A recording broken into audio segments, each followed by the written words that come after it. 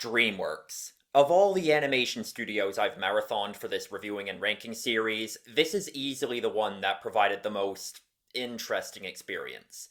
They have practically no pattern in their output quality. At nearly every point throughout their 30 or so year existence, they've produced a lot of good movies, including some of my favorite ever made, a lot of bad movies, including some of my least favorite ever made, and not all that much in the middle. And even the stuff I would rank towards the middle, it's usually because I find them to be mixed in quality rather than just boring. I probably shouldn't talk too long at the beginning here because this is a far larger ranking with more than 50 movies, so it's probably best if I just get straight into it. Number 53. Home. Rarely have I felt more like I was watching a movie made for literal babies. Even the Paw Patrol movies, actual baby movies, felt less pandering in that way. Though not by a lot, to be clear. While I was putting my ranking together, I did question if this one really belonged at the very bottom. There are certainly other DreamWorks movies that I find more incompetent, while this one, I guess, might have been marginally more successful in being what it was trying to be. But I don't think there are many others where what they were trying to be annoyed me as much as this one did. The protagonist, I don't care to remember what his name is, so I'm just gonna call him Sheldon Cooper Alien, might be the all-time single most uncreative character in terms of how they play him for comedy. They just switched on their autopilot and went with the default jokes for a non-human character trying to navigate a human world. He doesn't understand human objects, and he takes things literally, and they don't put any spin on it. I wouldn't be surprised if nearly every joke with him was just taken directly from another movie with a similar concept. I even recognized a few. Do not eat the blue mints! Oh! Oh! That room has some nifty little sinks you can wash up in, and look! Free mints! The only way Home sets itself apart is by having the aliens do this obnoxious baby talk the entire time, even during their attempts at emotional scenes. Gorg is last Gorg. That is why Rock was so important. Without it, he was a lonely, and would someday be extinctly. Furthering my feeling that this is a movie made for 3-year-olds, every single joke and plot point is massively overexplained. Several times throughout the movie, there will be some really basic visual storytelling, but then afterwards, everything comes to a screeching halt for the next few minutes so they can recap everything we just watched to make sure people get it. And even the parts that aren't just pandering to babies, few as they are, still find ways to get on my nerves. Of course, it wouldn't be a bad animated movie from the modern era without a bunch of really dated meme references. And the soundtrack. They use a bunch of Rihanna songs in a movie where Rihanna is playing one of the main characters, cause that's not jarring at all. At one point, Rihanna's character turns on the radio, and there's a Rihanna song playing on the radio, in-universe. And in the context of the scene, it's supposed to be one of the things that makes Sheldon Cooper Alien start liking the humans and wanting to side with them. She must have ghost-produced this movie as a promotional tool for her music, because why else would someone even write that in? I think it says a lot that this came out in the middle of what was easily DreamWorks' worst era, the 8 or so years from 2013 to 2021. You might notice that 8 of the bottom 10 on this ranking came out during that period, and it still really stuck out to me as especially awful. Number 52. Shark Tale. This movie is in a weird spot of constantly feeling like there's a ton to say about it, but also nothing to say about it.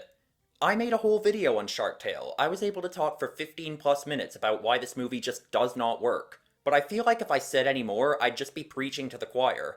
Everyone who reviews movies on YouTube has already talked about Shark Tale. It's practically a rite of passage. What more am I gonna say about it? That it looks really ugly, that the setting is just New York with a green hue over everything, and a bunch of word swapping that could very generously be referred to as puns, that there is absolutely no point to it being set underwater and was obviously only made this way because Finding Nemo came out the previous year, that the humor is just a bunch of lazy pop culture references, that the main character is an unlikable asshole who makes every scene he's in about 10 times more grating. If you've seen or read even a single review of this movie prior to now, you've definitely heard most if not all of these criticisms already. I mean, look at legacy media reviews from when the movie first came out, before YouTube was even a thing. These talking points have all existed for more than 20 years now. Yet it still feels like everyone who sees this movie just feels compelled to give their 2 cents on it, myself included. It's fascinating, in a way, how one 90-minute movie from 2004 could inspire so many people to spend their time bashing it, even decades later.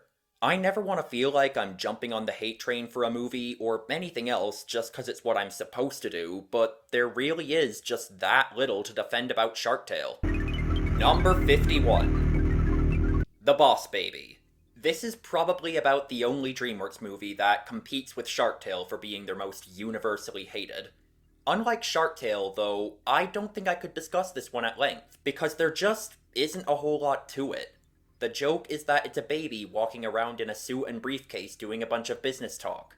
That is the only reason this movie exists. Everything else about the movie is just some junk they threw together to try and justify this stupid premise. It's almost comical, the extent to which every other facet of the movie is cast aside and treated like it doesn't matter. The second act fallout that happens in every buddy comedy is literally about 45 seconds long. Boss Baby just walks away and then walks back, and then the movie continues on as if the scene didn't even happen. It really comes across like it's only there to provide the illusion that this is a real movie and not an elongated visual gag. That's probably why this one hasn't really had the same staying power as Shark Tale. No one cares about the annoying, bratty protagonist. No one cares about their supposed brotherly bond. No one cares about Steve Buscemi and his dumb plan to replace babies with immortal puppies. Most people who clown on this movie probably haven't even seen it. They just look at the poster and go, "Ha ha, they made a whole movie about a businessman baby. Isn't that a stupid thing to make a movie about?" And then it does really well financially, and within a year or two, no one cares about it anymore. It's basically Emoji Movie Light. Beyond all of that, it's really, really unfunny. There's some characters that seem like they're only in the movie because the director's nephew wanted to show off his Elvis and Gandalf impressions that got a laugh at a party one time. They really spam the Gandalf references with this fucking alarm clock character. If you are one of the people I mentioned earlier who was clowning on this movie without having seen it, I would recommend you just continue doing that. The mere fact that it exists is a lot funnier than anything the movie itself provides. Number 50. Turbo. This is the only movie that I have ever covered in this reviewing and ranking series that I seriously considered just not finishing. The DVD I'd been watching it on wasn't in the best condition, it froze up a couple of times, and twice it caused VLC to crash completely.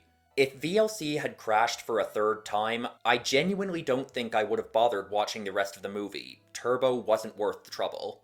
Unfortunately, the DVD worked just fine from that point onwards, so I wound up finishing it in the end, but I might as well have just stopped. I wouldn't have missed anything.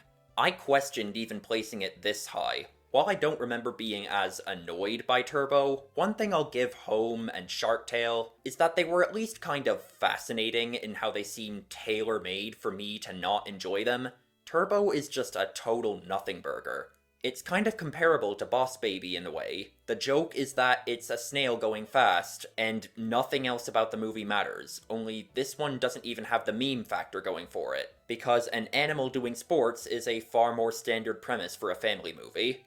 There's no conflict, the main character gets superpowers at the start, and then everything goes perfectly for him for the rest of the runtime, and the big race it's all building up to has no stakes. He doesn't need to prove himself because everyone already loves him. There's no ticking time bomb element because the subplot with the human character's struggling business is already resolved. The villain feels like he was just thrown in there because at some point in the writing process they realized that the audience had absolutely no reason to care about the outcome of this race.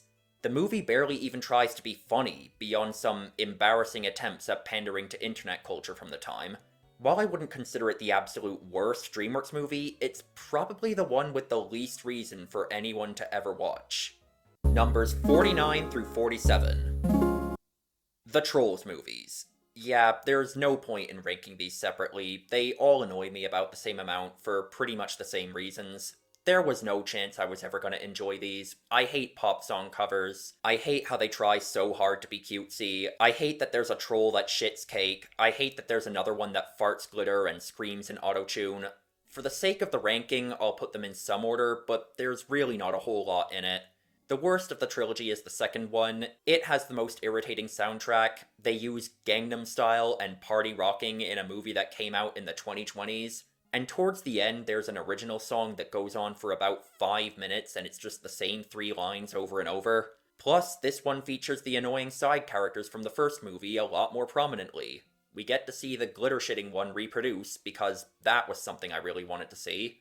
In all 3 of these Trolls movies, the plot is barely worth commenting on. It's just a loose justification for why we're seeing a bunch of random colorful creatures singing pop songs, but it's especially messy in this second one. It spends the first half of the movie setting up one conflict, only to pretty much completely abandon it in favor of an entirely separate conflict in the second half. Next up is the third movie. By this point in the Trolls series, I half thought about not even watching this one and just pretending I did. I sat through it in the end, but I might as well have skipped it. I knew exactly what I was in for. It's a bit less annoying than the second one because the side characters from the previous movies are barely in it this time. The plot is very repetitive. They just go to a place, meet a brother, sing a few songs, repeat like 5 times. Though I do find it funny that they seemingly retcon Justin Timberlake's infamous singing killed my grandma backstory at the end. Finally, the quote-unquote best Trolls movie is the original, because it's probably the one that the Trolls themselves are in the least. Some sections of the movie focus on the Grundles or whatever the hell they're called, and they're marginally less annoying than the Trolls because they aren't constantly singing awful pop songs. It's still got some atrocious writing though. Of course, there's the infamous aforementioned singing killed my grandma line, and this first movie also features a particularly awful twist villain. It was like they just put all the troll characters on a roulette wheel in order to decide which one of them would turn traitor, because nothing led up to it at all. Alright, I'm done talking about Trolls. I don't know if I've ever gone through another film series where I gave this low a score to every entry. Even in open season, the 4th one had some bits that I liked. Number 46. Spirit Untamed. I have very little to say about this one. It's just a boringly conventional story for a children's animated movie about a girl befriending a horse and helping him escape poachers or whatever. Except it feels weirdly cheap for something that was released in theaters. It looks and sounds like a straight-to-DVD movie from the late 2000s. I have absolutely no idea how it relates to the original Spirit movie, if it does at all. Is it a sequel? Is it a reboot? Is it a remake? I have no idea. To the best I can figure out, there's this Spirit show on Netflix that seemingly barely anyone watches, and this movie is a prequel, or an adaptation, or something? Who was this for? Why was it released in theaters? It's such a nothing movie that I'm kind of flabbergasted that it even exists. Number 45. Troll Hunters, Rise of the Titans. I seriously debated if I should even include this one. Not only because it's a joint series finale to 3 different TV shows, none of which I've seen a single episode of, but also because, depending on where you look, a lot of sources don't even list this as being produced by Dreamworks Animation's main film studio. I decided to watch it in the end because it was included on the list of films on Dreamworks' official website. After it finished, well, let's just say it doesn't exactly get me interested in going back and checking out the shows. Pretty much everyone hates the ending, including and especially fans of the series, but we'll get to that later because I was already kind of hating the movie well before it even got to that point. It doesn't stand on its own at all, the story is not complicated, but it's told in such a confusing way because of the massive amount of characters that have to be crammed in. Most of these characters serve absolutely no purpose in the plot. I'm assuming they're only there because they were part of the TV series, and a lot of them, especially this kid, and even more especially the grass girl, are really, really annoying. I hate how she talks. Troll Hunter, make nice configuration. Chronosphere will make, right? Get it! Get it! As it turns out, both of these characters die over the course of the runtime, and it's supposed to be sad, but I just wind up being happy that they're not going to be in the movie anymore after that. The villains are massively overpowered and hold all of the cards for the entire movie, to the point where it's just dull. Intentionally or not, it lets us know pretty much immediately that nothing the main characters do actually matters, and that when they inevitably do defeat the villains in the end, because yeah, it's a kids movie, they're not going to have the villains win, it's not going to feel earned in the slightest. At one point, one of the characters tries to fight one of the titular titans with a giant mech suit, and the rest of the cast are looking on all happy like this is actually gonna work. And I'm just sitting there thinking, dude, 5 minutes ago, we all saw one of the titans get blown to smithereens, and it just rebuilt itself in 2 seconds. How is this gonna go any different? And finally, I do have to talk about the atrocious ending. In the last few minutes of the movie, they randomly introduce time travel, and the protagonist uses it to reset everything back to the beginning. And I don't even mean back to the beginning of this movie, I mean back to the very beginning of the first episode of the first TV series. So everything you just spent potentially dozens of hours watching, if you went through the whole multi-TV show saga, just didn't happen. They try to present it like, isn't this great? Now they get to fix all the mistakes they made along the way, when, I don't know, I feel like part of what makes a story worth telling are the mistakes the characters make. I barely saw any of this series, and I didn't even like what I did see, and I still felt cheated. This is kind of why I barely ever get into TV shows, especially ones that are still running. All of that investment you had, and it just leads to something like this. Number 44. The Boss Baby, Family Business. Why is this the longest fully animated movie DreamWorks has ever done? Now, to be fair to The Boss Baby 2, it is a very, very marginal improvement over its predecessor. There's a new Boss Baby character in this one, and she's marginally more likable than the original Boss Baby. The brothers from the first movie are marginally better as characters in this one, and it's marginally funnier. I actually remember this one having 1 or 2 decent comedic sequences. The only facet of the sequel that I would say is a downgrade compared to its counterpart in the first movie is the villain. And the villain in the first one was fucking shit. His plan is somehow even stupider and makes even less sense than that of the Steve Buscemi villain, and Jeff Goldblum, who voices him, clearly did not give a fuck while recording his lines. What are you doing? What are you doing? No, no, no, no! No! Ah! Oh, no, no, no, no, no, no! No, no, no, no! Don't do that! Ah! There's no point in going on further about him, though, because even if he did match the rest of the sequel and was a marginal improvement over the first movie's villain, that would still leave this movie as being only slightly better than total garbage, which is a pretty low bar. At least that's both of the 2 worst DreamWorks series over with now. Number 43. Madagascar. Nobody remembers Madagascar 1. If I were to ask you right now to remember something from the Madagascar series, I can almost guarantee that whatever you thought of came from one of the sequels or spin-offs. Even the few parts of this first one that did kind of permeate the pop culture in the long run, like the penguins, or that one song that wasn't even made for the movie, but everyone associates with the series now, are probably far better remembered for how they were implemented in the later entries. Revisiting it, it becomes kind of obvious why this original movie is so forgotten compared to the others. It's because nothing happens. The whole movie is basically one long first act. Welcome to Madagascar! What? In a movie that's only around an hour and 15 minutes long, I feel like that line should be around the 20-minute mark, not the hour mark. The pacing is completely whack. 80% of the runtime is just the 4 main characters dawdling around, either at the zoo or on the beach, doing a bunch of really bad, shoppily animated slapstick and potty humor. There isn't even a semblance of conflict until the movie is pretty much over, and then what should have been the plot gets brought up and resolved in 2 scenes. I genuinely don't know how this spawned one of DreamWorks' most iconic series. Save for an occasional half-decent joke, most often involving the penguins, who are barely even in this one, this is probably one of the most boring movies I've ever watched. Number 42. Monsters vs. Aliens. This is another DreamWorks movie that I basically consider to be this studio on autopilot, largely being a hodgepodge of elements that feel like they're only in there because it's what we've come to expect from DreamWorks. Its messaging is lifted right from Shrek, its reference humor is lifted right from Shark Tale, the missing link is just Moto from Madagascar 2, but as a fishman instead of a hippo, unibrow and all. It doesn't actively annoy me as any of the things I have ranked below it, but I get so little out of this movie that I'm barely ever able to remember anything about it. The only things that really stand out in my memory are the human character designs, for being really ugly. Like, is that part of the movie's commentary? That these are the people acting judgmental towards the monsters? And the villain, for being really bad. They intentionally give him absolutely no motivation for his ridiculous plan, and they try and play it off as a joke, but it just comes across as really lazy. I remember that kind of pissing me off even as a kid.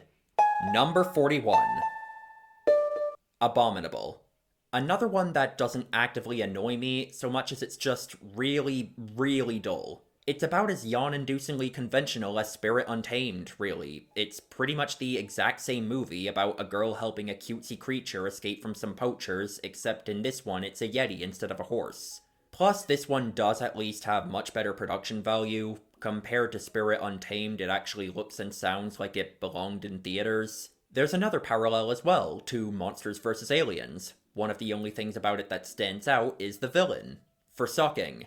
It's a pretty pointless bait and switch. At first we're led to believe that the old rich guy is the mercenary one, and the British scientist woman is the altruistic one, but it turns out the old rich guy is the altruistic one, and the scientist woman is the mercenary one.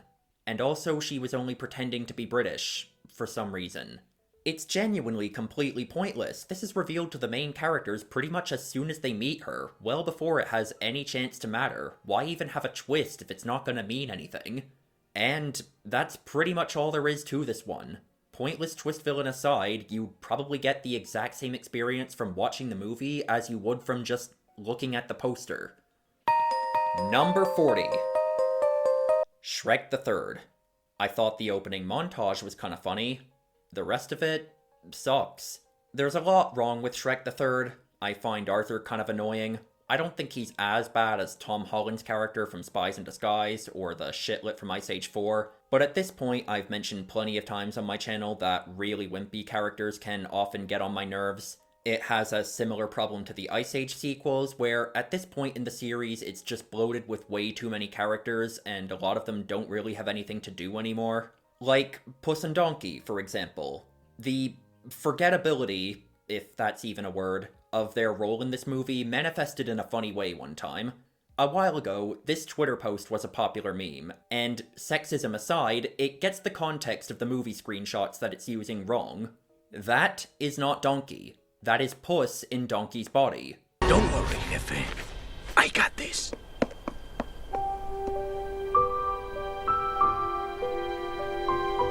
These characters have a body swap in this movie, I guess as an attempt to give them something memorable to do, and it measurably did not work, based on this popular meme completely forgetting that whole subplot.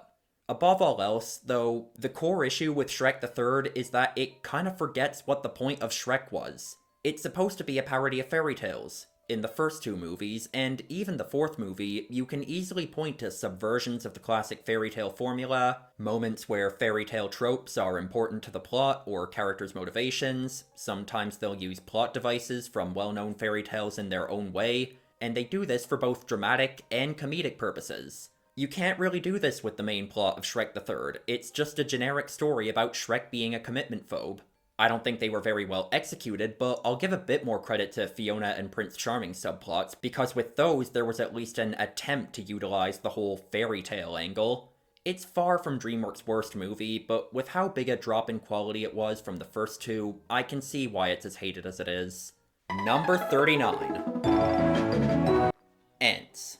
Dreamworks Animation's first movie has almost nothing of note about it other than the fact that it is indeed DreamWorks Animation's first movie. To put it how I did in my notes, it's not even really boring, it's just kind of boring.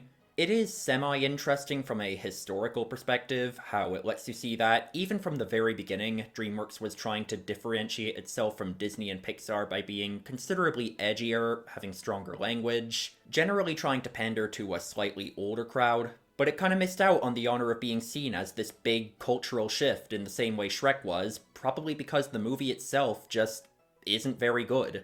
There aren't any especially funny jokes, the animation and character design really has not held up. And in my video on Shark Tale, I talked about how in their early days, DreamWorks business models seem to be just copy whatever Disney and Pixar are doing, and Ants is probably the prime example of that. It very much feels like a knockoff of Pixar's A Bug's Life. It's even thematically really similar, the one major difference being that while Flick from A Bug's Life is one of my favorite Pixar protagonists, I kind of hate the protagonist of Ants. He's an uninteresting asshole with very little agency in the story. The plot sort of just happens around him. I wouldn't call it awful, but again, I feel like there's a good reason that, despite technically doing many of the things Shrek was considered a game changer for at an earlier date, Ants isn't really remembered in the same way. Number 38. Ruby Gillman, Teenage Kraken. This movie was kind of a reality check following all the hype surrounding DreamWorks after the release of Puss in Boots: The Last Wish.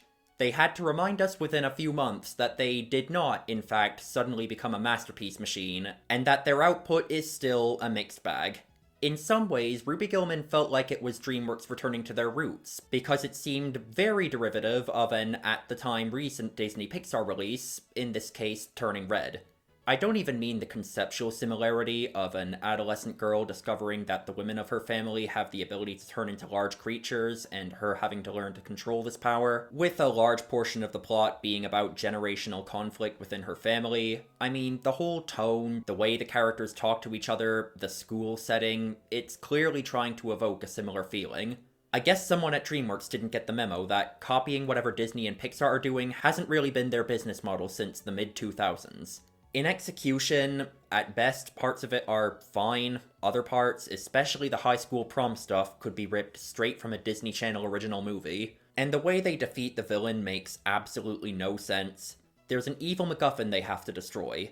The mom and grandma try to destroy it and fail. And then the daughter comes in and says, "We have to use our laser eyes. We already tried that. It didn't work. We just have to do it more and harder." Okay.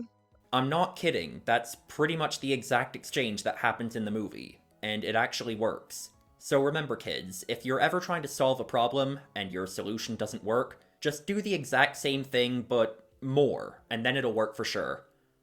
Number 37. Flushed Away.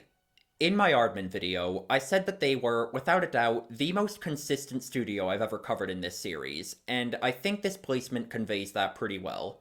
Flushed Away, by far the weakest movie they've ever made, barely even makes the bottom 20 in my DreamWorks ranking. It's not even that it has that much redeeming about it. Some of the villains were occasionally a bit funny, and that's about it. It's more that, compared to everything ranked below it, the things that make it subpar don't annoy me quite as much. I pretty much said everything I wanted to say about this movie back in my Aardman video, so you can go watch that if you're interested. Number 36. Joseph, King of Dreams. This is another one where I kind of debated whether I should even include it, since it was released straight to video, and in this case it's not even listed on DreamWorks' official website. But in the end I decided, it's barely an hour long, why not? It's trying to be a sort of spiritual successor to The Prince of Egypt, having a similar art style, also being a musical adaptation of a biblical story, and even beginning with the same creative liberties have been taken notice. But while The Prince of Egypt was able to make that concept work, King of Dreams was kind of a mess. I find it has the same problem as a lot of Hollywood biopics, in that it doesn't really have much of a central focus or through line, so much as it's just a collection of random scenes that I suppose must have happened at some point during this biblical figure's life. The pacing is all over the place. This character has like 4 separate rise and falls over the course of this 70-minute runtime, and it's not helped by the fact that the songs mostly aren't great, and the protagonist isn't likable, especially. The whole opening song is just, I'm special, I'm a miracle, I'm destined for greatness, unlike all these other losers, and I'm like, oh my god, shut up, no wonder your brothers all hate you. It's really the dad character's fault, though, for blatantly picking favorites. He genuinely sucks. Prince of Egypt, this is not. Number 35. B-Movie. In a lot of ways, B-Movie is kind of just the exact same shit as Ants. It's another New York-based comedian voicing an insect who lives in a society that feels overly uniform, who has a very similar plight where he feels like he doesn't really stand out or matter, so he decides to go against the grain. It even repeats a few of the same gags. It mainly sets itself apart in the specific way he decides to go against the grain, by suing humans for taking honey from the bees, effectively turning the movie into a court drama, of all things, and also having a heavily insinuated romance with a human woman. And really, the mere inclusion of those elements is the only reason B-movie stands out at all. I sincerely doubt anyone would remember this movie if it hadn't been a meme for a while. It's not that funny, like 90% of the jokes are just humans seeing a bee and then screaming. The court case isn't actually interesting, there's no tension because the bees never lose the upper hand the entire time. It really only serves for a bunch of reference humor and celebrity cameos, and then the third act goes in a bizarre direction that feels completely disconnected from the rest of the movie. I'd say it comes across like a shoehorned environmental message, except it feels like it's aimed directly at bees, to let them know they have to keep working so that plants stay healthy. I don't really know what they were going for there. One of the only good things about this movie is that Patrick Warburton is in a few scenes. It's not an especially unique role for him. He kind of just does what he does in everything else he's in, but what he does in everything else he's in is funny, so it's funny here. This is the first of 2 Dreamworks movies where Patrick Warburton is one of the only funny parts. Number 34. Mr. Peabody and Sherman. The first time I watched this movie, I really strongly disliked it. Some people seemed kind of upset by this and felt that I should give the movie another chance. So I did, and I didn't think it was quite as bad this time, but I'm not saying it never happens, but unless you were like a little kid the last time you watched it, it's going to be very rare for you to do a full 180 from not liking a movie to liking a movie, or vice versa. Compared to some of the other movies that I rank below this one that have fan bases, I can at least see why people like this one. There isn't nothing there with the father-son dynamic between the titular duo. I still don't love these characters personally. Mr. Peabody's monotone mid-Atlantic voice made him a little hard to take seriously, and they really spam the recurring gag where Sherman doesn't get his puns. That got old real quick. But the thing is, even if I did love this titular pair, everything else happening around them is pretty much garbage. There's a couple of jokes that are kind of funny. Patrick Warburton's in it for like 2 minutes and he's alright. Most of the humor is just the most obvious, surface-level observations you could possibly make about each of the time periods they go to. There's never really any tension because Mr. Peabody is one of the most overpowered characters in fiction. Actually, one of the few jokes I did like was that moment where the movie acknowledges he's basically invincible. And the third main character, the girl, is so intensely and so blatantly unlikable, I actually can't believe that in the process of making this movie, nobody said, "This character is not working, we need to rewrite her a bit." She's an asshole to the main kid for no reason. She's completely useless, in fact, she causes pretty much every single conflict, and in the end, the only purpose to her being there is serving as a shoehorned love interest for this, 6-year-old. Yeah, they've known each other for about a day, and their only interaction up to this point implied absolutely nothing but contempt. But apparently that's enough for all of the adults around them to deduce that they must have a crush on each other. Honestly, the girls in the audience probably would have preferred having no representation to this. Number 33. Penguins of Madagascar. The Penguins movie has the exact same problem as a lot of spin-off movies. They may have been the best part of the Madagascar series, but taking a set of side characters who were written for a comedic supporting role and making them the protagonists doesn't necessarily work. With the Penguins, a lot of the humor came from their psychopathy, their overpoweredness, their casual acceptance of all the bizarre scenarios they wind up in. In making them more stereotypically protagonisty, all of these traits are toned down a lot. Now they act much more like their counterparts from the Nickelodeon TV show. It probably made sense on paper to have protagonists who actually face some difficulty and could show a little bit of vulnerability at times, but it makes them a lot less funny, and also doesn't really feel true to the characters, and when I'm there to see the characters, that's kind of a problem. In general, it feels a lot more like a drawn-out episode of that Penguins TV show than it does a movie. Aside from the changes to the Penguins' characters, that show was a lot more openly fantastical, having premises and plot beats that would feel really weird and out of place in the movies, and that carries over here. I mean, the villain's plan is to use a machine to extract all the cuteness out of penguins as revenge for them getting more attention than him. In a children's TV show, I wouldn't really question that, but in a movie series that started out comparatively grounded, it feels kind of out of place. And then the movie has the gall to try and end on a looks don't matter message, despite everything else that happens, including the fate of the villain, literally immediately afterwards, suggesting the complete opposite. Number 32. Sinbad, Legend of the Seven Seas. This was Dreamworks' last 2D animated film, and I don't think it was a great one to go out on. One of the main issues with this movie is that Sinbad himself kind of sucks as a protagonist. He's an unlikable, egotistical asshole, and the movie tries to give him a redemption arc. But the thing is, nearly everything redemptive he does, he's either forced or nagged into doing. You know, there's having characters that positively guide you in the right direction, and then there's having to be straight up babysat through your own arc. Also, for a story that's otherwise so simple, it's just a MacGuffin fetch quest, the villain's plan is stupidly convoluted and kind of contradictory. She enlists Sinbad to steal the MacGuffin for her, only to steal it herself and frame him for it anyway, but then this other guy volunteers to be executed in Sinbad's place, because apparently that's something you can do in whatever bizarro world this takes place in.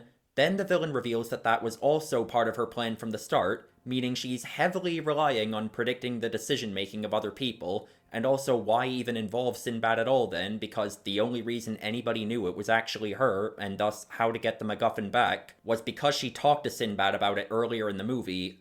Like, was all of that really necessary? At the end of the day, it's just an excuse for these characters to voyage across the sea and fight a bunch of monsters. I suppose once it gets going, that part of the movie is serviceable, although the CG is really dated at times. And there are like 2 standout scenes near the very end of the movie where both Sinbad and the villain become somewhat more interesting as characters, but as a complete package, I was kind of disappointed by Sinbad. Number 31. Madagascar, Escape to Africa. I'll give credit where it's due. Out of the Dreamworks movies that I would overall consider to be bad, Madagascar 2 is probably the best one. Compared to the original, it actually has a few things going for it. This one has the opening plane scene, which is funny, the climactic plane scene, which is funny, and this one far more prominently features the penguins, who are funny. Not to mention, the animation is a big improvement. I don't remember it looking nearly as weird and janky this time. And it actually has a plot. The plot was really boring and stupid, but at least it's something instead of nothing. Unfortunately, Alex, who the bulk of the runtime is focused on, might actually be more annoying here than he was in the first movie. In every scene, the joke is that he's a wimpy man-child, and it gets grating really quickly. His plight is that he doesn't fit in with the other lions, and they resolve this with the same cop-out solution they use in every story of this type. They contrive some dumb scenario where the things that make him different turn out to serve some practical use. Marty's subplot might be one of the most nonsensical storylines I've ever seen in a movie. He finds out he looks, sounds, and acts identical to literally every other zebra, and then gets upset when Alex confuses him with another guy who looks, sounds, and acts identical to him, and this is resolved when Alex is able to pick him out of a crowd, which it's later revealed he was only able to do because of a scar he has from Alex biting him in the previous movie. What were they even going for here? It says a lot that the generic love triangle is easily the least bad storyline. At least it makes sense and had a clear message. This one contains a few inklings of this franchise actually showing some potential, but they don't make up the bulk of the movie. Number 30. Dogman. Hold on. Wait a minute. I just misspoke? Yeah, and what's wrong with that? Everybody misspeaks. Well, this is an edited YouTube video. I'm not supposed to misspeak, it's supposed to cut to a different take. Oh, sorry, you want to do that?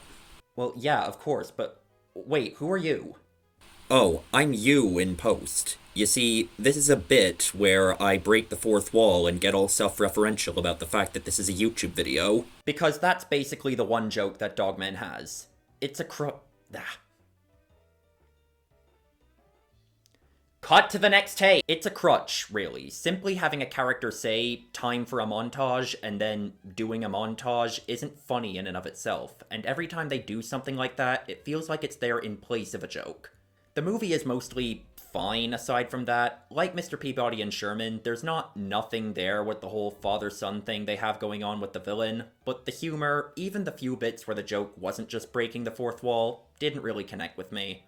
A lot of the power of friendship stuff could be quite cheesy and on the nose, and I have no nostalgic connection to the books it's based on. I didn't read any Dav Pilkey stuff as a kid, so I can't really speak to how well it works as an adaptation. It was actually news to me that the protagonist is a weird Frankenstein monster. Seeing those posters as a kid, I always thought he was just an anthropomorphic dog. Am I gonna have to keep doing this for the whole video? Number 29.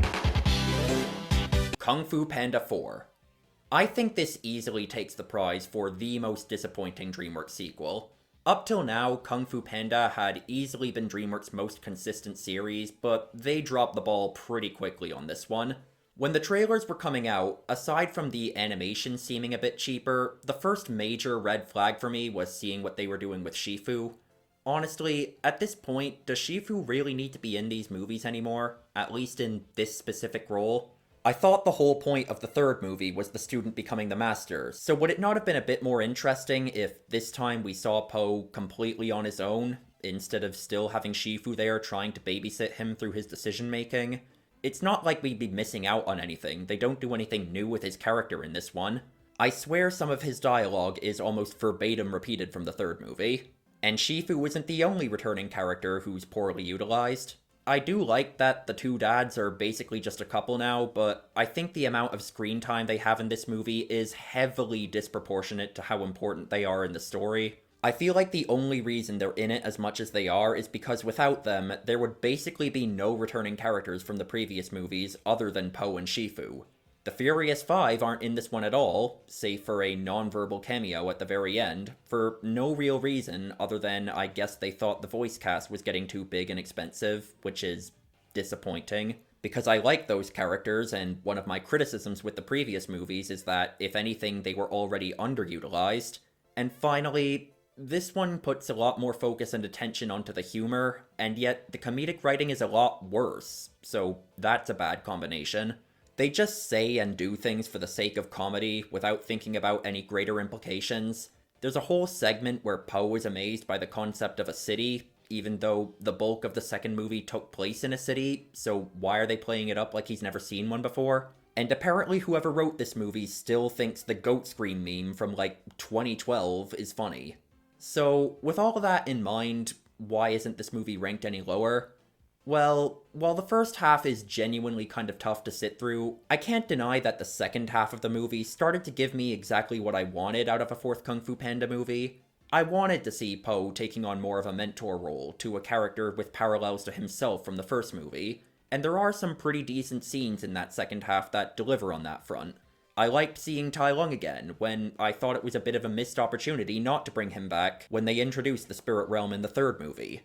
I just wish the entire movie had been focused on those things, instead of leaving them to the back half of a movie that kind of sucked up to that point. Number 28. Rise of the Guardians. I'm not annoyed by Rise of the Guardians, I just find it kind of lame. The movie seems like it's trying really hard to be cool, having all these slightly edgier versions of a bunch of childhood icons as the main characters, giving them a whole mythos to explain how important they are, and making them an Avengers-esque superhero team. I'm just not really able to buy into the concept. Maybe I'd find it a little easier if it wasn't so self-serious and literal about everything. Like, oh no, Easter didn't go so well one time. Now no kid anywhere in the world has any hope for anything anymore, because they couldn't find any eggs on Easter. Also, I'm not too big a fan of a lot of the designs. The faces are kind of flat and weird looking, and I find the main character's arc so simplistic and on the nose. At the start of the movie, while he's a bit of a trickster, all around he's a good, fun-loving guy. Then he loses confidence when the villain gives a generic "you and I are not so different" speech and breaks his magic staff, but then he has a flashback and finds out, while he's a bit of a trickster, all around he's a good, fun-loving guy. Then he regains his confidence about 20 seconds after he lost it, and fixes his magic staff by just placing the two pieces back together. Also, a lot of his actions kind of hinge on a plot point they don't really explain. Like, why was Jack the only one of the main characters who couldn't remember that he was a human before becoming a spirit? Does the movie ever tell us? Did I miss something? The last line of the movie kind of encapsulates all my problems with it. It's trying really hard to sound cool, but it doesn't actually make any sense when you think about it for more than 2 seconds. And I'm a guardian. How do I know that? Because the moon told me so. So when the moon tells you something, believe it. Number 27. Captain Underpants, the first epic movie.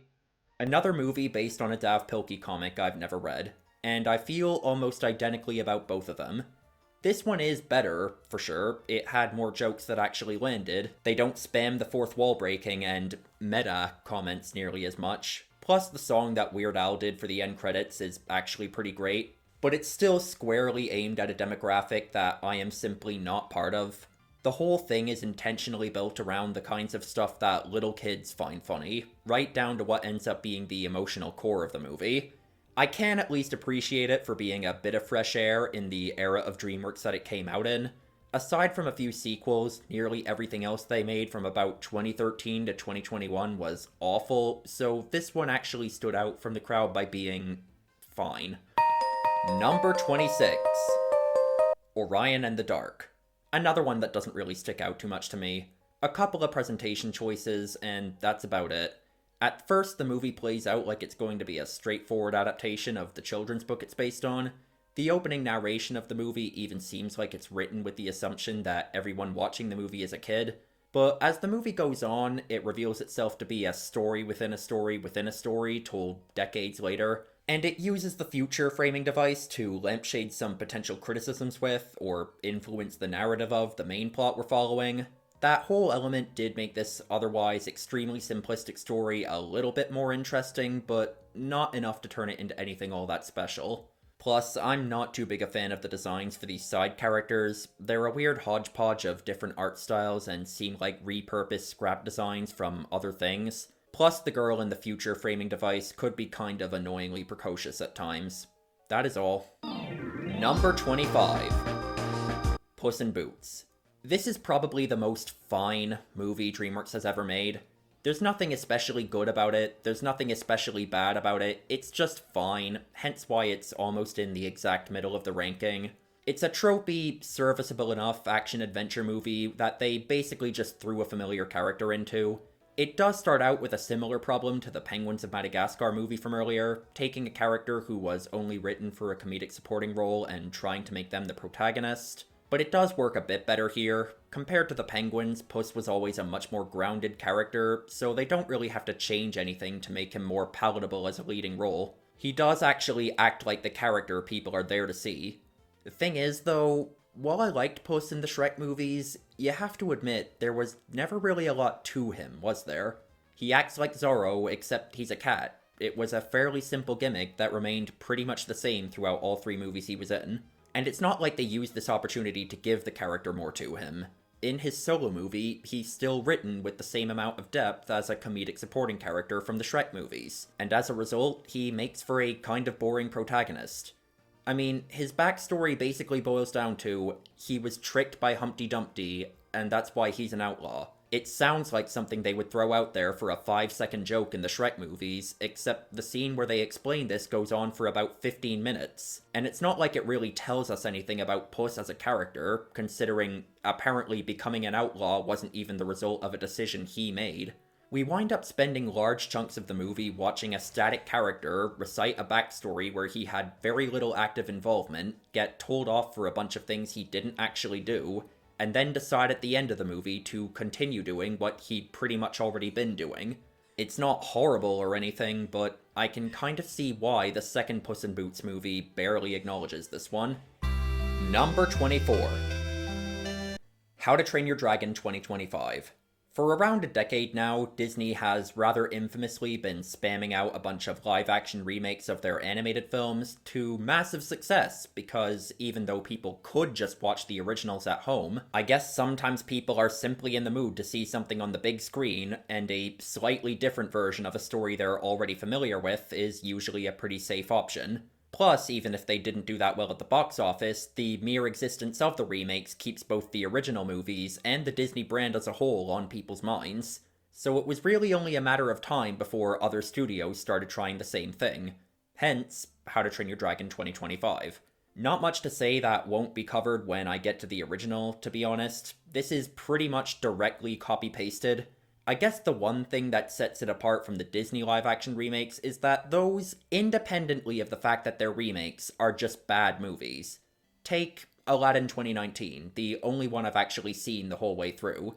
Even ignoring how it compares to the original Aladdin, the story is fucking horribly paced, it's way too long, and there are a bunch of pointless scenes and subplots that go absolutely nowhere. It looks like shit, the whole thing is lit like a commercial. It sounds awful. Some songs are auto-tuned to the point where it sounds more like a synthesizer than an actual person singing. Whereas How to Train Your Dragon live action, if I were to see this without having seen the original, I would probably think it was fine. The animated version is a lot better, the designs and voice performances of the human characters add a lot, and many presentation choices suit the animated medium a lot better, but as a standalone thing, there's nothing especially horrible about the 2025 version. However, I still see its existence as pretty pointless. Just watch the original.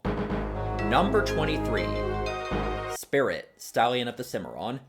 This was almost something pretty unique. I guess it still is, in a way, but in kind of a kneecap form. It would have been kind of interesting to see a big-budget animated movie with animals as the main characters where they don't talk, and instead rely on the music and the visuals and a few spaced-out appearances from human characters to tell the story. Unfortunately, it doesn't fully commit to this concept, and instead has Matt Damon narrate the horse's internal thoughts the entire time. The visual storytelling is good. You could watch all of the horse's scenes on mute and perfectly follow what's happening. But every 30 seconds or so, Matt Damon pops up and goes, "Hey, you see that thing that's happening right now? Right in front of your eyes? It sure is happening right now, isn't it? I'm just here to make sure you understand that thing that's really obviously happening is indeed happening." For the first time in my life, I felt my heart torn two ways. My heart galloped through the skies that night, back to my herd, where I belonged, and I wondered if they missed me as much as I missed them. Like, is this really necessary? I just couldn't believe they would choose to kneecap this perfectly serviceable visual storytelling with this intrusive, redundant narration. No more bits! That was a one and done. Also, why Bryan Adams for the soundtrack? It doesn't fit the tone of the movie at all, it just makes the whole thing sound really melodramatic. There is a lot to like about Spirit, I just wish these two assholes would shut up. Number 22. Shrek Forever After. AKA the real Shrek 3, considering, aside from a few things that would be impossible to ignore, like the main characters having kids now, I don't think it acknowledges the events of the previous movie at all. That being said, even taking Shrek the Third out of the equation, this would still be a pretty noticeable downgrade from those first two movies, but it does have some merit. Like I alluded to earlier, it actually remembers what the point of Shrek was, and goes back to building the plot around a subversion of the classic fairy tale formula. In this case, having Shrek be living his happily ever after, and questioning if it's what he really wants. He eventually gets fed up, lashes out, gets tempted to make a Faustian bargain, and it basically becomes an It's a Wonderful Life type story. It's a good setup. The Elseworld, where the events of the previous movies never happened, is interesting to see, and it provides a lot of opportunity for Shrek to relearn how important it was for himself and everyone around him that these events happened. Probably the biggest reason I don't like this movie more is that, for large chunks of the runtime, especially in the middle, Shrek himself is kind of an unlikable, irritating character, particularly with his refusal to accept that this alternate universe Fiona does not know who he is. For most of his scenes with her, he honestly comes across as a total creep. It's a shame, really, that I find most of their re-romance to be so lackluster, because their last few scenes together in the Elseworld are some of the best moments these characters have together in this entire series. It's not a great movie, but it's a decent enough send-off to Shrek before it went on hiatus for 15 years. Number 21. The Croods. This might be the movie in this marathon that I have the least to say about, because it does exactly what it says on the tin. It's not a surprising masterpiece, there's nothing unexpected about it at all, really. It's a fairly standard family road trip movie with okay execution, except they're cavemen. They make expected, but decent enough jokes about a tough guy father clashing with his daughter's smart guy love interest. Also, Nicolas Cage is in it. I know it's probably a dead meme at this point, but him being in something still inherently makes it a bit funnier to me. Especially since a decent chunk of his dialogue in this involves grunting and screaming, something he unironically does really well. That's about all there is, really. Number 20. How to Train Your Dragon 2.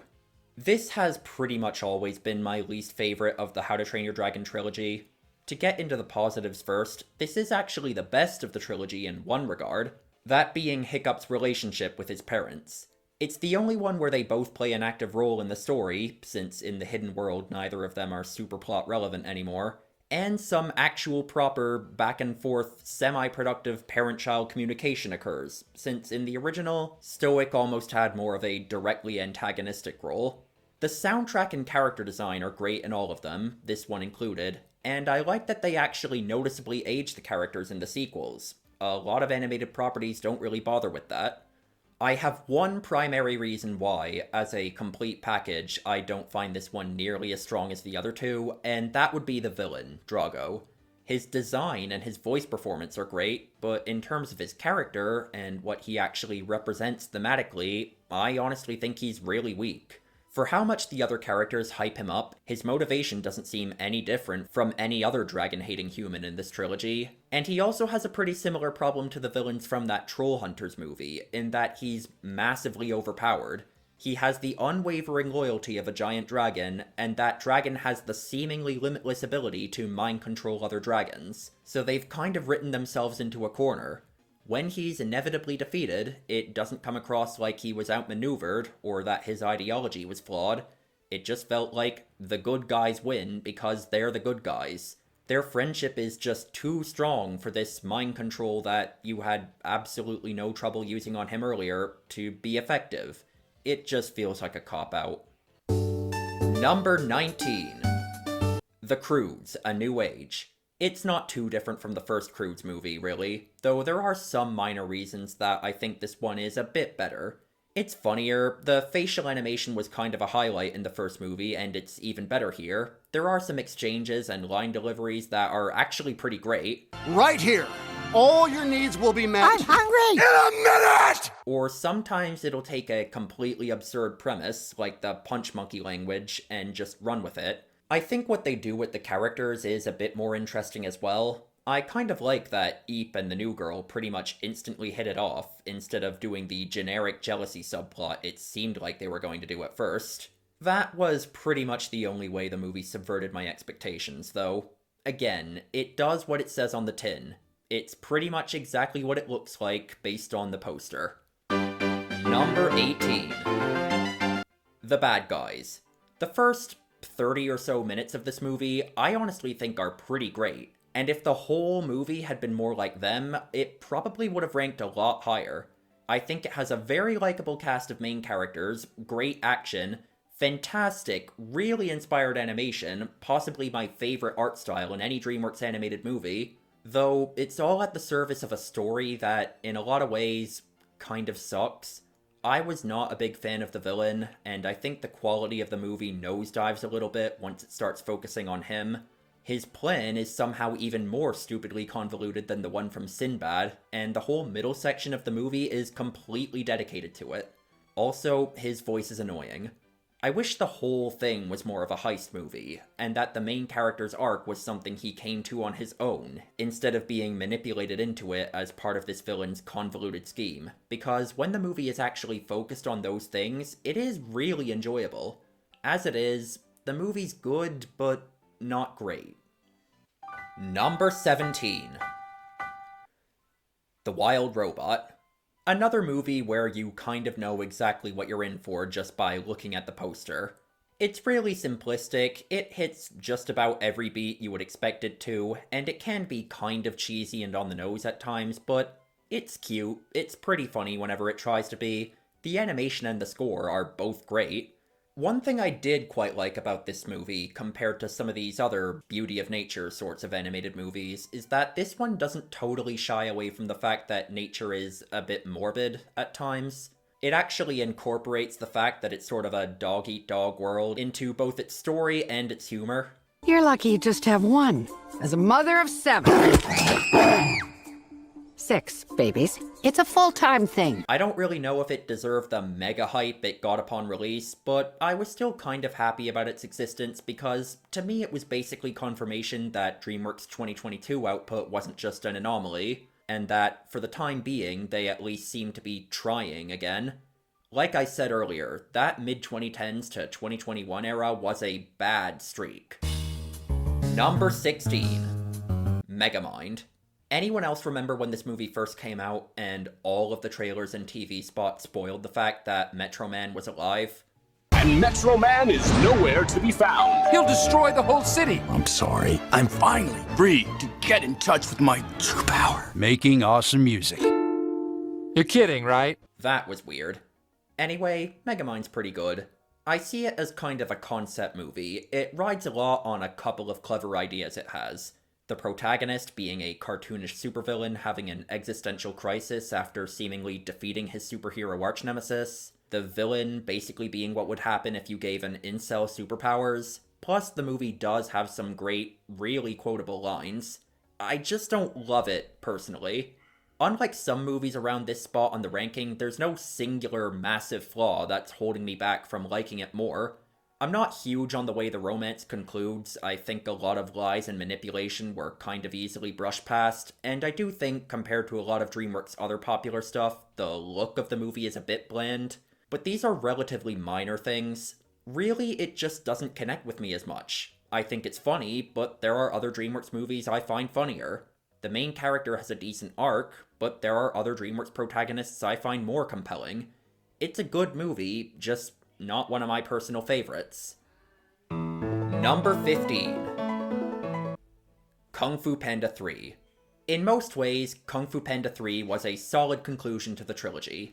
It draws parallels to the first movie, but puts Po on the other side of the equation. One of the points of that first movie was, in order to become the Dragon Warrior, Po didn't have to change who he was, but rather hone who he was. And this third movie is largely about him learning to apply that teaching to others. I also enjoy any of the scenes with Po's biological father and Mr. Ping. There's just something I like about two different dads bonding over their son. The main reason I don't find this one to be as strong as the other two movies in the original trilogy is that it has a far weaker villain. His design is really cool, his voice performance is great, his theme is really memorable, but his motivations are a strange combination of really simplistic and not that well defined. Supposedly he was Oogway's friend, but now he wants revenge on Oogway for banishing him. Despite having a whole flashback scene dedicated to it, we don't get that great an idea of what actually happened between them. He's saving Oogway's life one minute, they're mortal enemies the next. He abruptly turned evil because he wanted chi, I guess? And that's basically all we get. They even have a running joke about no one knowing who he is, when, with Tai Lung and Lord Shen, a big part of what made them such great villains was the connection they had with the main characters. Still, even if it's probably the weakest of the original trilogy, I think most of us would have been fine with it just ending here. At least then, we could say all of the movies in this series were good. Number 14. The Road to El Dorado. That title is kind of a lie. There is very little The Road to in this movie. They get to El Dorado only around 20 minutes in. It gives the impression that this is going to be more of an adventure movie, when really it's a crime comedy with light adventure elements. The movie also kind of just abruptly stops without much in the way of a ceremonious conclusion. Cortez is approaching the city. Oh no, block off the entrance. Hooray, it worked. Alright, let's go home. Yeah, the pacing is kind of all over the place, but no one's really writing home about this movie because of its plot. It's all about the great music, and the banter between the 2, 3 if you count Shell, 4 if you count Altivo, main characters. They have so many quotable lines and exchanges. Honestly, probably the best way to sell someone on watching this movie is with the memes. Also, I love how there's a scene that straight up implies that Tulio and Miguel aren't faking it and really are gods, but just don't realize it. The volcano scene. They never go back and provide any other explanation for what happened there, so I guess we just have to assume that Tulio really did prevent the eruption simply by yelling, "Stop!"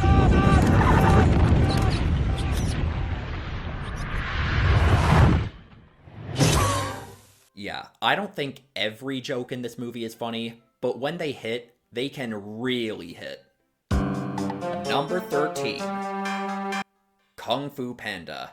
This might be one of my hotter takes. Most people would probably put this one a bit higher. Positives first. The animation, the character design, and the music are all fantastic throughout this whole trilogy, but I do have to credit the first movie for getting the ball rolling. Tai Lung deserves the hype he gets. He is a great villain. I don't think he even gets that much screen time, but he makes his presence known, and he does a great job representing the antithesis of Poe's arc. He basically sacrificed everything about himself trying to turn himself into the Dragon Warrior, so the reveal that there is no secret to being the Dragon Warrior, It's just you. kind of just breaks him, and it's a great scene. I'm just not that big on Poe as a protagonist in this one. It's hard to place my finger on exactly why. I understand his arc in this movie and how it's supposed to work. I just have a bit of a hard time investing myself in it for some reason. I am willing to accept that I'm somehow misinterpreting this, so please tell me if I am, but it might honestly just come down to my own suspension of disbelief. Let's face it, it's not really like Poe is being underestimated at the start of the movie. He demonstrably sucks, because he has literally no experience with Kung Fu whatsoever. Him basically becoming a master in one day, and being able to defeat this villain that the far more experienced supporting cast couldn't put a dent in, it just doesn't really feel that earned to me. In the sequels, I'm not really thinking about it, because at the beginnings of those movies, Poe is introduced as already knowing Kung Fu and being able to hold his own, at least to a degree. So even though his skill level still takes leaps in those movies, it's not like he was starting from nothing. In this original, I just find it too big a stretch. Number 12. The Bad Guys 2. So, at the time I wrote the segment for the first movie, I hadn't actually seen The Bad Guys 2 yet, so when I said, I wish the whole thing was more of a heist movie, I didn't realize that, for the second movie, that's pretty much exactly what they did. Everything that was great about the first movie, the animation, the action, the banter between the characters, is here in just as much, if not even greater volume, but this time we're actually spending most of the movie watching the characters do what they're best at. I found this one a lot funnier. The first one I mostly just found smirk-worthy, but in this one I actually laughed out loud multiple times, and I also think the villain was a pretty massive improvement.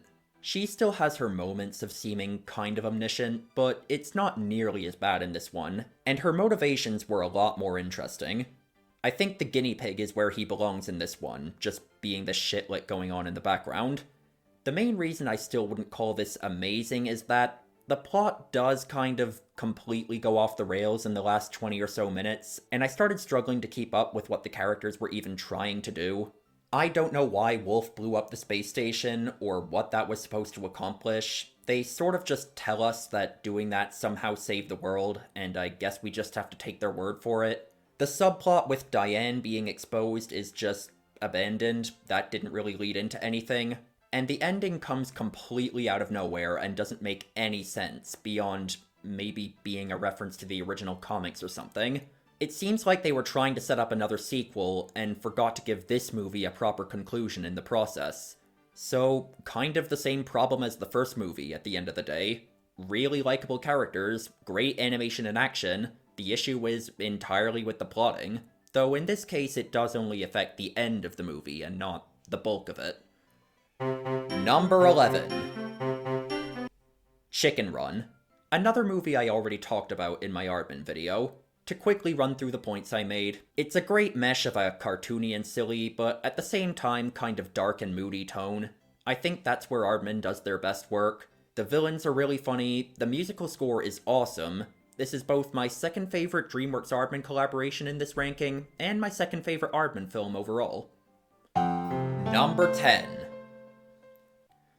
How to Train Your Dragon: The Hidden World. I thought this was a pretty big improvement over the second movie, and that's almost entirely due to this one having a far superior villain. Compared to Drago, Grimmel comes off a lot more as clever and competent, and less ludicrously overpowered, and when he's defeated in the end, it does feel like he was outmaneuvered and his ideology was flawed, instead of his defeat being a cheap, get-out-of-jail, power of friendship ex machina. He also actually represents something thematically. He's basically Hiccup if he'd chosen to kill Toothless in the first movie. It's simple, but it works. This is also the only one of the trilogy where I actually kind of like the supporting cast. I do find some of their scenes kinda funny, and I generally like how conclusive it feels, reincorporating some lines from the first movie, saving the series' iconic main theme for one triumphant use just after the villain's defeat, the bittersweet ending. I have heard the latter is kind of contentious with people, saying that sending the dragons to their own separate world kind of clashes with the rest of the series thematically. I kind of get the argument, but from how things played out in the movie, it did seem like the only realistic solution the characters had. We're at about the point in the ranking where we're transitioning from the good movies to the great movies. This one is just teetering on the line. Number 9. Madagascar 3, Europe's Most Wanted. Honestly, the first time I watched this, I was shocked. Madagascar 3 is good. Really good. Maybe even great. It starts out with a comedic action scene, similar to the plane scene from the second movie, and I was thinking, alright, this is fun for now, but eventually the actual plot is gonna start, the pacing's gonna come to a screeching halt, and it's just gonna be boring. But then the crazy comedic action set pieces and commitment to absurdist premises all kind of just kept going. Those were the parts that worked about the previous movies, and this one effectively just makes that the entire movie. If there's anything to be learned from these last few rankings, it's that it really is incredible just how much having a good villain can do to tie a movie together. I think Chantal Dubois is a big part of what makes this third movie work. Unlike douchebag Alec Baldwin Lion from Escape to Africa, or did Madagascar 1 even have a villain? Not only is she really entertaining on her own, the animators were clearly having a lot of fun with how she moves, but she actually effectively does the job of a villain, and looms as a constant threat. The movie is so much better paced than the previous two, and I feel like that's largely because her pursuit forces things to keep moving along. Even without her, I do still think this one would be an improvement. I find the new characters they introduce considerably more likable, and that they also bring out more likable traits in the returning characters. Unfortunately, the movie does still do the liar revealed second to third act fallout thing, and it's terrible. It's so pointless and forced that it genuinely may have brought the movie down a point for me. And the one saving grace is that it's over and done with really quickly. Still, if you ever plan on watching the Madagascar movies, I would say just skip to the third one. Number 8. Shrek. For better or for worse, Shrek is one of the most influential animated movies of all time, only really beaten out by Snow White and the Seven Dwarfs and Toy Story. It was practically designed from the ground up to be the anti-Disney movie, being cruder, edgier, and often directly poking fun at their movies and their image. While Disney was known for straight adaptations of fairy tales, Shrek parodied them. While Disney movies usually tried to be relatively timeless, Shrek absolutely embraces the fact that it came out in the year 2001. Disney was known for musicals, Shrek used licensed music. That's one thing about some of these early DreamWorks movies, is while the songs on their soundtracks often weren't written specifically for the movie, they were used so fittingly that they may as well have been. And thankfully, it wasn't just a gimmick, it's actually a great movie at the same time. Otherwise, it would have just been another Ents. Shrek, Donkey, and Fiona are a really likable trio of main characters. It's very funny, even independently of its subversions of fairy tale tropes. You would think some of the pop culture referencing humor would date it, but it doesn't really. In my review for Shark Tale, I mentioned how, in Shrek, the reference humor always made sense in the scene. The example I used there was the WWE parody. What's happening may be a reference, but it's still moving the plot forward and doesn't clash tonally. Yeah, this one does also have a pretty forced second to third act fallout. That annoys me a little bit. But that's pretty much the only major flaw. When it was first released, received near universal positive reception, and actually beat Pixar for the first ever Best Animated Feature award at the 2002 Oscars, that was kind of the moment in history that really proved Disney was no longer the only dominant voice when it came to Western theatrical animation. If they were to even exist anymore, most of their early films besides Shrek weren't that financially successful. Dreamworks as a studio, as well as the animated film scene as a whole, would probably look very, very different today without Shrek. Number 7. How to Train Your Dragon. This was a bit of a different sort of movie for Dreamworks. You could tell straight away that it was taking itself a bit more seriously, because it was the first time in like 4 movies that the Dreamworks logo kid didn't get beat up at the start. Aside from some moments in the sequels, this is the first movie to appear in this ranking to succeed in feeling truly epic. Those amazing flight sequences, set to one of the best movie scores ever written, are probably some of the highlights of animated film in general. The story is fairly simple for the most part, though there is a good amount of clever reincorporation in its writing that took me a few watches to notice. A dragon will always go for the kill. So why didn't you? Why couldn't I have killed that dragon when I found him in the woods? Would have been better for everyone. Yep, the rest of us would have done it. So why didn't you? Like some of the other movies in this video, it's really all about the bond between the two main characters. Toothless is honestly peak creature design. He's the perfect mix between cute and cool. And next to the flight sequences, the best parts of the movie for me are the bits with Hiccup simply trying to learn to understand him. The only part of his first movie that I think is weaker than the sequels are some of the characters that aren't Hiccup and Toothless. Like I said, I do prefer Hiccup's relationship with Stoic in the second movie. I also think the other Dragon Riders can be a bit annoying, but they're barely in it, so whatever. Number 6.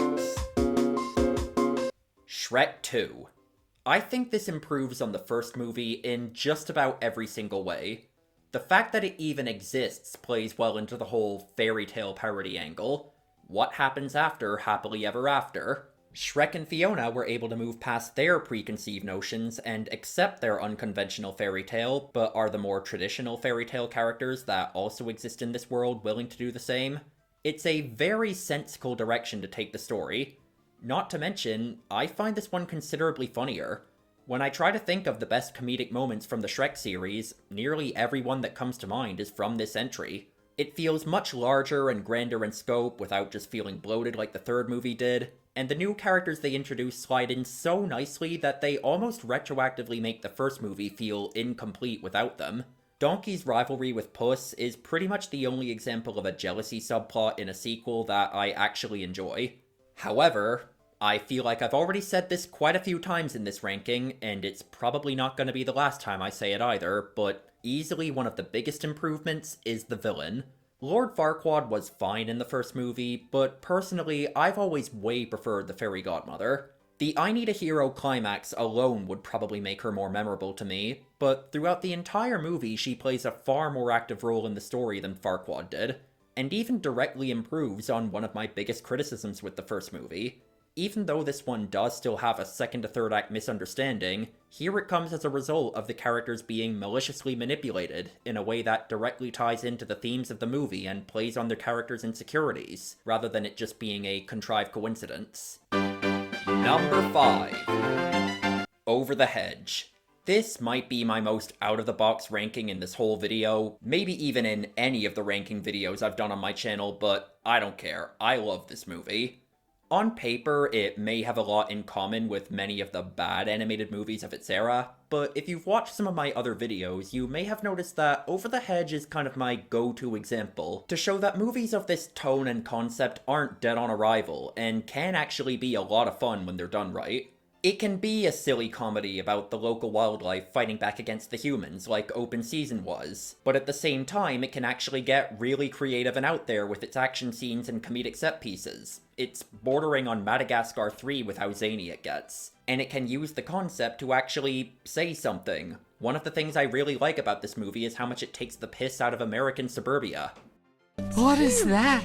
That is an SUV. Humans ride around in it because they are slowly losing their ability to walk. Jeepers, it's so big. How many humans fit in there? Usually, one. It can have a main character who's kind of a selfish asshole like Shark Tale did. He's a borderline villain protagonist in this case, but they can actually use this to give him an interesting plight. The villains are a lot of fun, especially the Exterminator, who's so passionate and self-serious about his job that it's honestly pretty endearing, and the soundtrack absolutely kicks ass. Heist is one of my favorite songs I've ever heard, no exaggeration.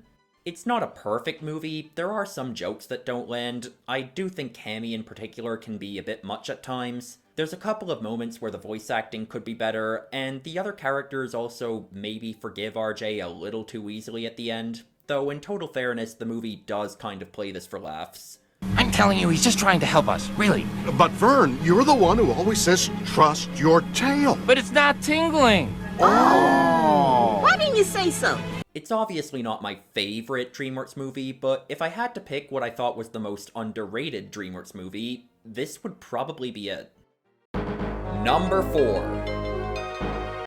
Wallace and Gromit, Curse of the Were-Rabbit.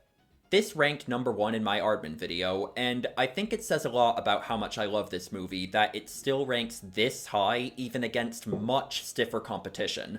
Like I said in my Aardman ranking, a lot of people may prefer the 90s shorts, but this movie has always been my favorite entry in the Wallace and Gromit series. I preferred the wider scope and somewhat higher concept story, and on its own it just makes for a great parody of horror and monster movies.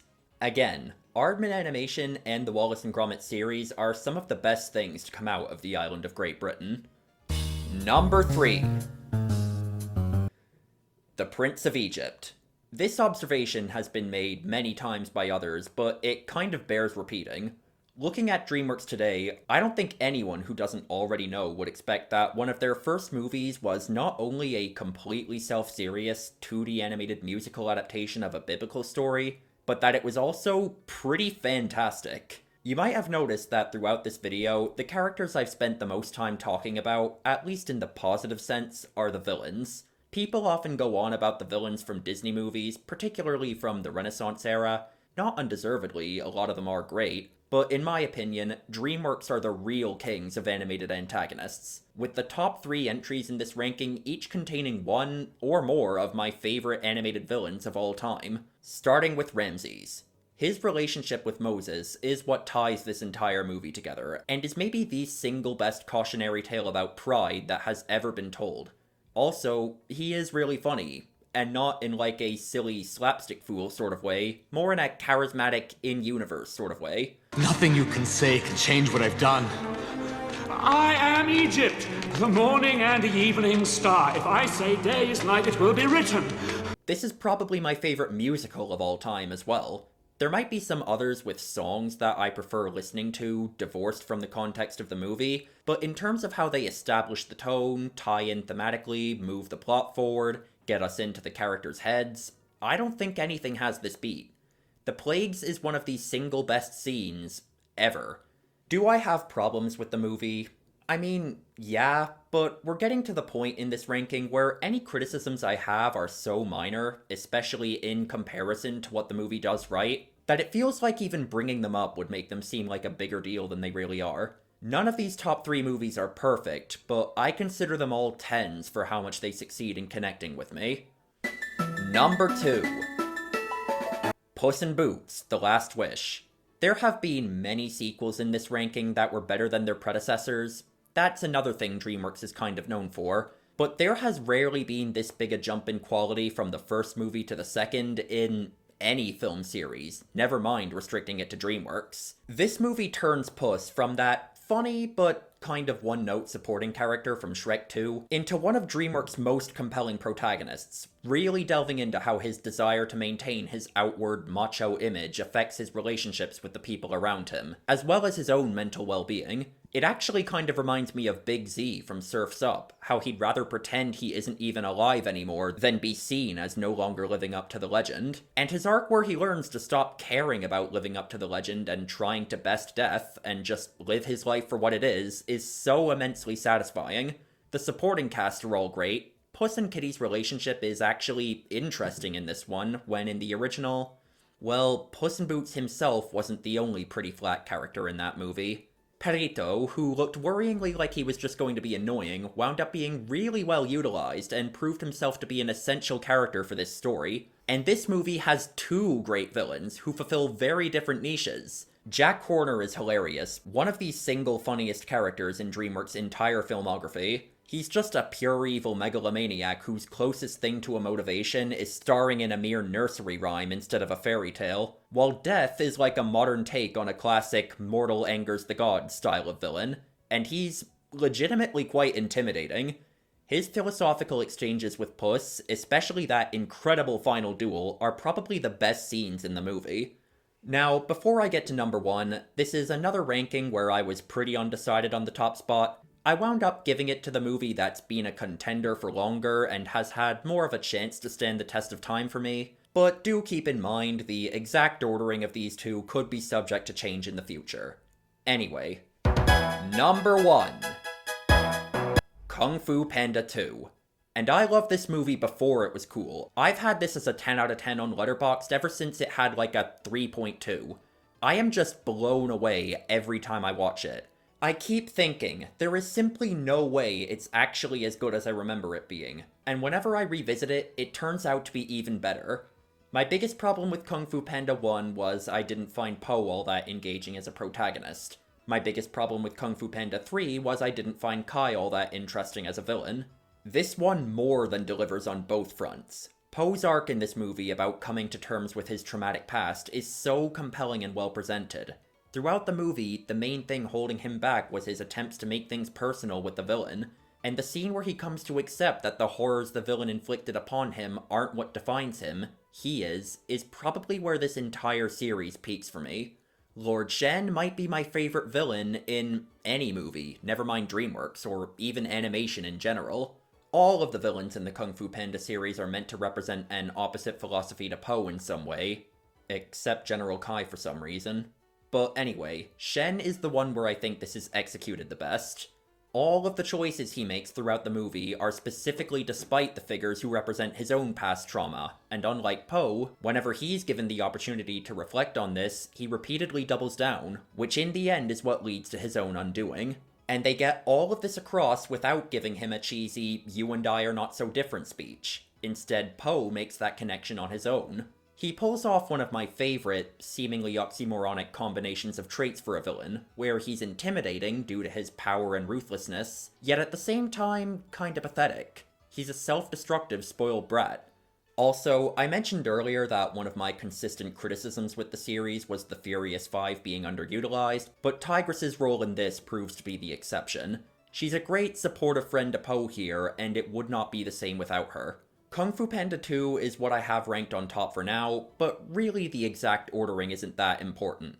All of the top, 7 on this ranking are among my favorite movies, period, and I hope I've been able to communicate why.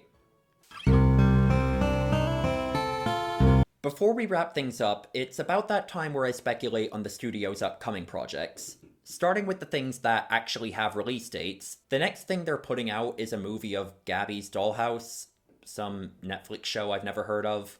I covered 2 movies in this ranking that were tie-ins to Netflix shows, and they were both in the bottom 10, so not a super great track record.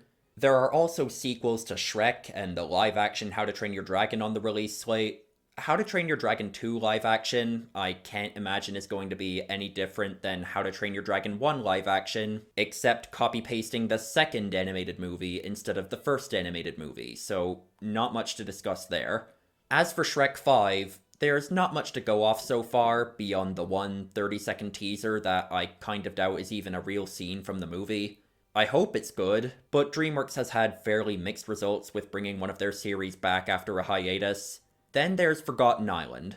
There's no trailer or even a poster for this one, but it does have the same director as Puss in Boots: The Last Wish, who's had a pretty decent track record so far, so hopefully that's a good sign.